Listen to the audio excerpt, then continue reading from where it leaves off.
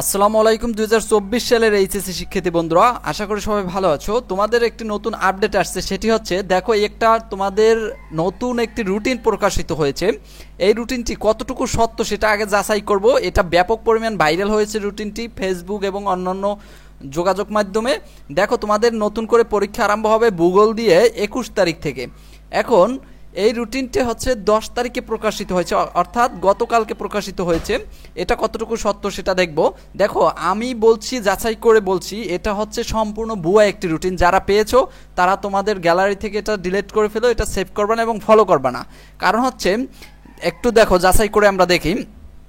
প্রথমে আমরা চলে যাই এখানে শিক্ষা বোর্ডের ওয়েবসাইটে এবং এখানে প্রথমেই দেখব যে শিক্ষা বিষয়ক যে নিউজগুলো প্রকাশিত হয় যে পত্রিকায়, সেই পত্রিকায় এ সংক্রান্ত কিন্তু কোনো প্রকার নিউজ প্রকাশিত হয়নি।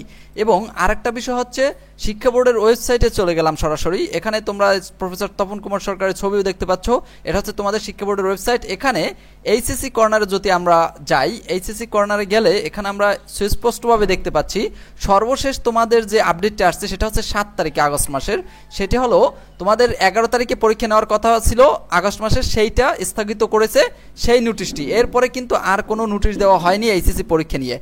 আর এইখানে এইচএসসি নিয়ে যদি কোনো শিক্ষা বোর্ডই যদি কোনো নোটিশ না দেয়, তাহলে কিভাবে এই রুটিনটি পাইলো? এই রুটিনটি আসলে এডিট করা একটা রুটিন, তাদের পেজটাকে ভাইরাল করার জন্য। এই জন্যই তারা মূলত বানিয়েছে এটা। ফেসবুকে যারাই আপলোড করেছে, এটা একটা ভুয়া রুটিন, এটা ডিলিট করে ফেলো। আর এখন পর্যন্ত কোনো সিদ্ধান্ত হয়নি তোমাদের পরীক্ষা নিয়ে।